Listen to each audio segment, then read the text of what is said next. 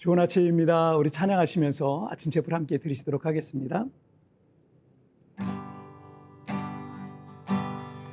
세상 모든 민족이 구원을 얻기까지 쉬지 않으시는 하나님,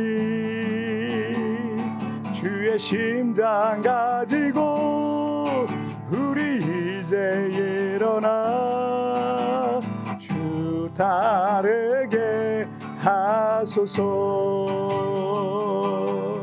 세상 모든 육체가 주의 영광 보도록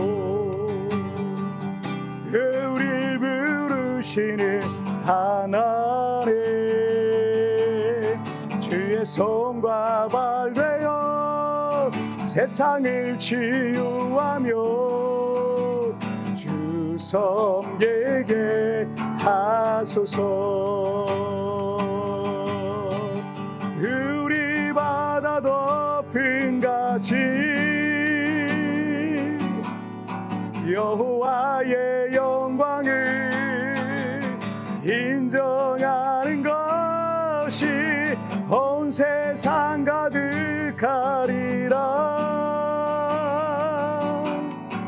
우리 바다 덮은 같이, 우리 바다 덮은 같이, 우리 바다 덮은 같이.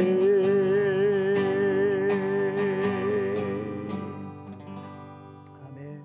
자, 우리 같이 기도하시겠습니다. 하나님 아버지 감사합니다. 오늘도 이렇게 우리 하나님 앞에 예배하며 이 하루를 시작하게 하시니 감사합니다. 하나님의 말씀으로 나를 거룩하게 하여 주시고 하나님께 더 가까이 나가는 귀한 시간 되게 하여 주옵소서. 감사하며 예수님의 이름으로 기도하옵나이다. 아멘. 오늘 우리에게 주신 하나님의 말씀은 창세기 1장 26절부터 28절까지의 말씀 제가 봉독해 올리도록 하겠습니다. 하나님이 이르시되 우리의 형상을 따라 우리의 모양대로 우리가 사람을 만들고 그들로 바다의 물고기와 하늘의 새와 가축과 온 땅과 땅에 기는 모든 것을 다스리게 하자 하시고, 하나님이 자기 형상 곧 하나님의 형상대로 사람을 창조하시되 남자와 여자를 창조하시고, 하나님이 그들에게 복을 주시며 하나님이 그들에게 이르시되 생육하고 번성하여 땅에 충만하라. 땅을 정복하라. 바다의 물고기와 하늘의 새와 땅에 움직이는 모든 생물을 다스리라 하시니라. 아멘. 영국 임페리얼 칼리지 연구팀이 지난 100년 동안 1914년부터 2014년까지죠. 지난 100년 동안 전 세계 남녀의 평균 키에 어떤 변화가 있었는지를 조사했는데, 지난 100년 사이에 한국이 전 세계 200개 국가 중에 남녀 모두 가장 키가 큰 나라로 조사가 됐다고 합니다.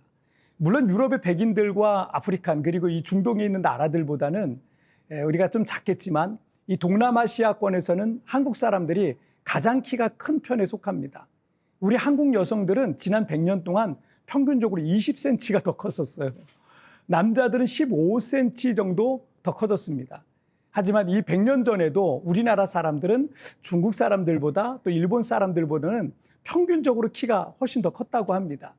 그러니까 이 한국 사람들이 이 아시아권에서 키가 크는 거는, 동남아시아권에서 키가 큰 건 유전적인 특성이죠. 그리고 영국 이 브리스톨 대학에서 전 세계인의 몸 냄새와 관련한 연구를 진행했는데, ABCC11 유전자, ABC 수송체 유전자라 그러는데 이 유전자의 분포에 따라서 몸 냄새에 영향을 미친다는 거예요.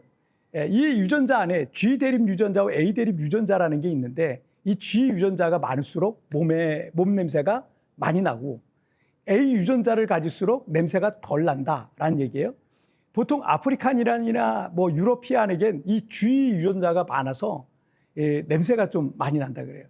동아시아인들에겐 A 유전자가 많아서 냄새가 덜 나는데, 그중에 한국인은요 유독 G 유전자는 없고 A 유전자만 갖고 있어서 한국인들은 아예 냄새가 안 난다는 거예요. 이건 노력이 아니라 이 또한 유전입니다. 중국 사람들도 일본 사람들도 G 유전자를 좀 갖고 있거든요. 근데 우리 한국 사람은 아예 없어요. 좋든 싫든 우리는 타고난 유전적 특성이 있고, 그렇다고 그 유전을 바꿀 수도 없고 우리는 그렇게 살아가게 돼 있죠. 그런데 하나님께서 우리 인간을 지으셨을 때에도 마치 이 DNA와 같은 특성을 우리에게 주셨어요. 우린 하나님께서 지으신 목적대로 살아가야 되는 거예요. 자, 첫째는요, 우리는 예배자로 부름받았습니다. 창세기 1장 26절을 한번 보시죠. 하나님이 이르시되 우리의 형상을 따라 우리의 모양대로 우리가 사람을 만들고 그들로 바다의 물고기와 하늘의 새와 가축과 온 땅과 땅에 기는 모든 것을 다스리게 하자 하시고, 하나님께서 세상의 모든 만물과 생명체를 지으신 후에 마지막에 사람을 지으셨는데, 사람은 다른 생명체들과는 다른 설계에 따라 지으셨던 거예요. 사람의 설계도는 하나님의 형상에 따라 지으셨다라고 하셨는데, 하나님께서 우리 사람의 얼굴과 뭐 비슷한 건가 뭐 이런 생각이 들 수도 있겠지만 뭐 그건 알 수 없습니다. 확실한 건 하나님의 형상에는 하나님이 영적 존재라는 게 나오거든요. 하나님은 영적 존재시기 때문에 우리 사람에게도 영혼이라는 걸 주셨다라는 거예요. 그리고 하나님은 선하시고 거룩한 분이시기 때문에 사람은 모든 피조물들 중에 유일하게 선과 의 그리고 도덕적이고 윤리적인 존재로 우리 사람이 지음받았다는 걸 알 수 있어요. 그래서 모든 피조물들 중에 사람에게만 종교심이란 센서도 작동을 하고 있습니다. 왜 하나님께서 우리를 이런 독특한 존재로 지으셨겠어요? 여러분, 사람의 자녀도 신기하게도 유전적으로 부모를 닮게 돼 있고요. 피는 물보다 진하다라는 말처럼 부모는 자식을 사랑하고 자녀는 부모를 공경하게 돼 있는 거예요. 그래서 이걸 거스르면 폐륜이라고 하는 거고요. 부모와 자식 간에 보이지 않는 어떤 끈이 연결되어 있는 거죠. 하나님과 우리 사이에도 여러분 하나님의 형상이라고 하는 이 보이지 않는 끈이 연결되어 있는데, 사람도 그 부모를 공경하게 되어 있듯 우리는 우리를 지으신 하나님을 공경하게 되어 있고 또 그분을 찾고 구하고 예배하게 되어 있는 거예요.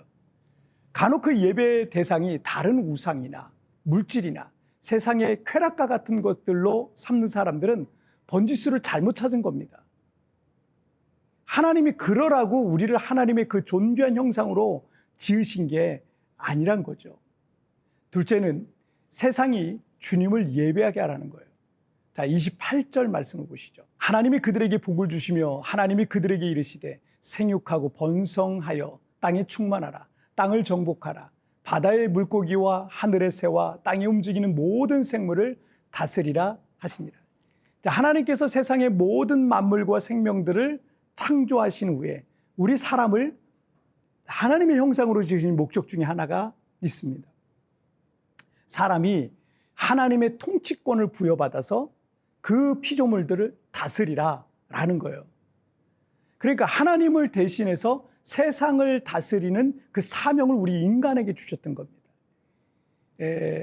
우리나라는 이제 법치주의 국가라 그러는데 법이 다스리는 그런 나라는 얘기죠. 이 법치주의 국가의 대통령이 나라를 다스릴 때는 헌법을 통해 다스려야 되는 거예요. 대통령이 자신의 사익을 위해서 법을 바꿔서도 안 되고 법을 스스로 어겨서도 안 되는 거예요. 진정한 주권자인 국민을 대표해서 헌법이라는 도구를 통해 나라를 다스려야 하는 존재가 국민의 대리자인 대통령인 거예요. 자, 그러면 하나님을 대신해서 세상을 다스리는 것은 무엇이겠어요? 하나님의 말씀과 그 법과 그의 뜻과 그 질서에 따라 세상을 다스리라는 거예요.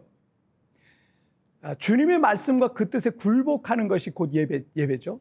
그래서 세상의 모든 질서, 정치, 경제, 교육, 사회, 문화 등등 이 모든 질서가 하나님의 질서로 돌아오도록 모든 이들이 하나님의 말씀에 순종하는 예배자가 되도록 섬기는 일을 우리 인간에게 사명으로 주신 거예요. 이것이 우리를 대신해서 그러니까 주님을 대신해서 세상을 다스리는 이들에게 주신 사명입니다. 나의 사명인 거예요. 우리가 살아가는 세상을 한번 보십시오. 사람들은 풍요로워져서 하나님이 더 이상 필요 없다고 생각합니다. 그들의 얕은 지식으로 인권과 자유를 말하면서 동성애와 동성결혼 등을 인정하고 지지하는 차별금지법과 같은 악법으로 하나님의 창조의 질서를 거스르고 있는 거예요. 공산주의와 사회주의와 같은 이념들은 가난하고 약한 사람들 편에 서는 것 같이 그럴듯한 주장을 하지만 공산주의와 사회주의의 끝은 물질이 신의 자리에 앉기 때문에요. 자동적으로 그 공산주의, 사회주의의 끝은요, 기독교를 부정합니다. 기독교를 반대하게 돼 있어요. 교회를 그래서 박해하고 크리스찬들을 박해할 수밖에 없습니다. 그래서 모든 공산주의 국가에서는요, 공통적으로 다 기독교를 박해하고 있는 거예요. 자유가 어디 있습니까? 종교의 자유가 전혀 없는 거죠. 어리숙하고 어리석은 교회와 교인들 중에서도 성경을 떠나 이 잘못된 이론과 사상과 이념에 빠져 있지만 그게 잘못된 것인지도 모르고 그것이 반기독교적인 것인 줄도 모르고 살아가고 있는 거예요. 그런데 그러다 다 망합니다. 그러다 하나님의 심판을 결코 피할 수 없는 겁니다. 우리는 성경적 가치와 기준과 질서를 갖고 살아가는, 그리고 우리가 살아가는 이 세상과 사람들이 하나님을 다 알게 해야 하고 그분을 예배하도록 돕는 그런 사명을 우리가 받고 있는 거예요. 여러분이 오늘 무엇을 하시든 하나님을 대신하여서 세상을 다스리는, 하나님의 질서를 세상 속에 회복하는 하나님의 거룩한 대사로 사시기를 주님의 이름으로 축복합니다. 오늘 하나님께서 우리를 예배자로 우리를 부르셨다는 것의 두 가지 주제 기억하세요. 우리는 예배자로 지음받았고 또 세상이 주님을 예배하게 하라는 겁니다. 자, 우리 같이 기도하실까요? 살아계신 하나님 아버지 감사합니다. 오늘 이렇게 하나님 앞에 예배하는 예배자로 서게 하신 것 정말 감사합니다.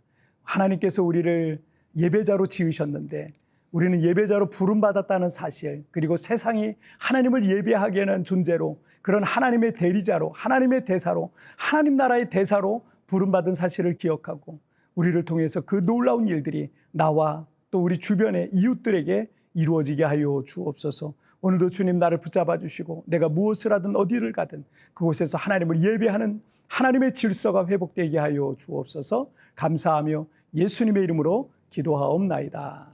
아멘. 여러분, 티편에 나오는 오늘의 묵상 보시면서 개인적으로 묵상하시고요. 짧게라도 뜨겁게 기도하시면서 오늘 하루 주님과 동행하시길 바랍니다. 내일 우리 굿모닝 채플과 또 채플에서 뵙도록 하겠습니다. 승리하세요. 우리는 성경적 가치와 기준과 질서를 갖고 우리가 살아가는 이 세상과 사람들이 하나님을 알고 그분을 예배하도록 돕는 사명을 받은 것입니다. 여러분이 오늘 무엇을 하시든 또 하나님을 대신하여 세상을 다스리는 하나님의 질서를 세상 속에 회복하는 하나님의 거룩한 대사로 사시기를 축복합니다. 내게 주어진 환경 속에 감당해야 할 하나님의 대사로서의 사명은 무엇입니까?